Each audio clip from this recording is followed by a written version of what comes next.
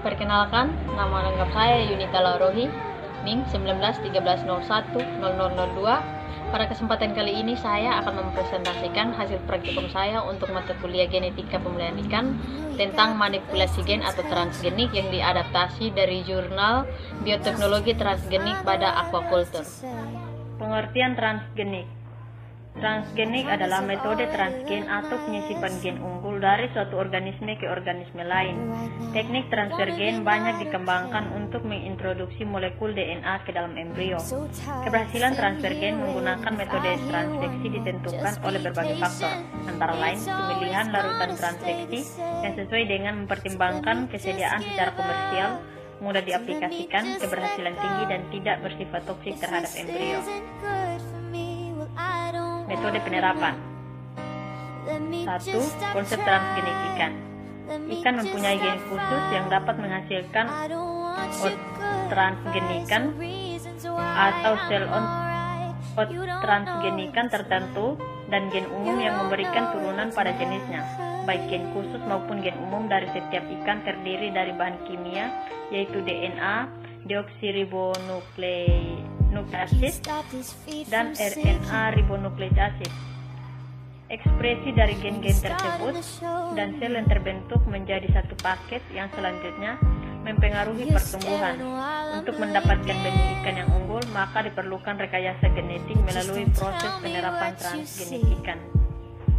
Transgenik atau teknologi DNA rekombinan atau rDNA merupakan rekayasa genetik yang memungkinkan kombinasi ulang atau rekombinasi atau penggabungan ulang gen dari sumber yang berbeda secara in vitro.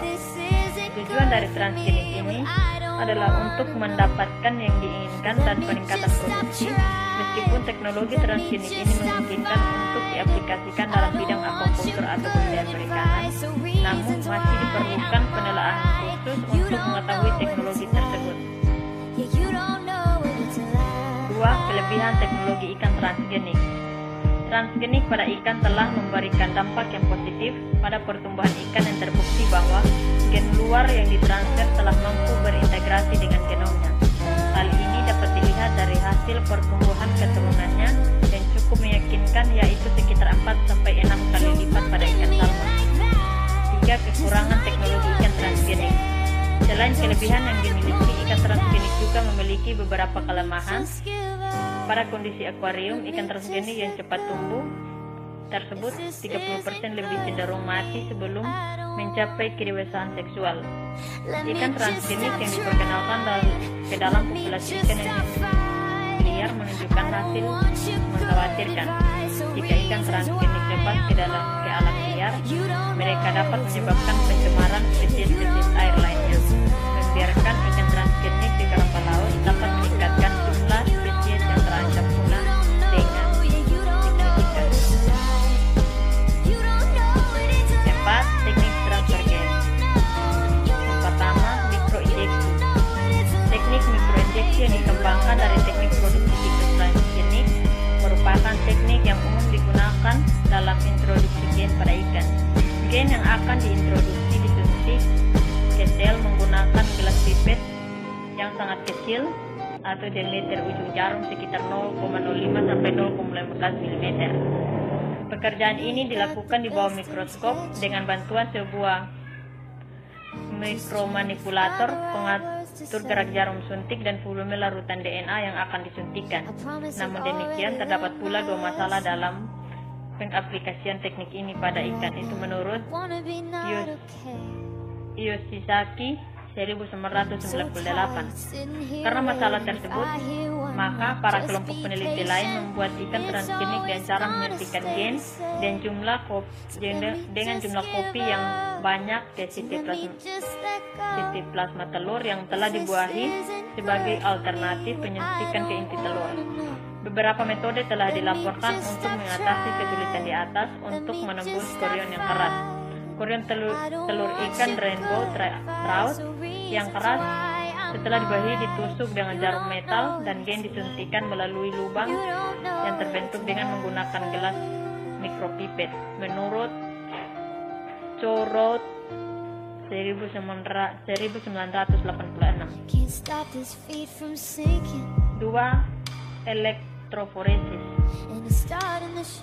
Metode lain yang juga populer digunakan dalam pembuatan ikan transgenik adalah elektroforesis. Prinsip metode ini adalah membuat parabel holes pada membran sel dengan bantuan aliran listrik yang bergetar, electric pulse. Setelah disuspensikan dalam larutan DNA, larutan ini dapat masuk ke sel melalui lubang yang telah terbentuk. Pada awalnya, metode ini dikembangkan untuk kultur sel, namun demikian teknik ini dapat juga diaplikasikan untuk telur dan sperma ikan.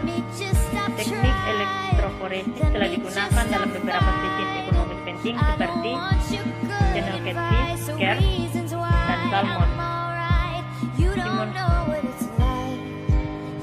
Memproduksi ikan transgenik channel catfish dan carp dengan melakukan elektroforesis menggunakan telur yang telah dibuahi. Ketiga, metode alternatif.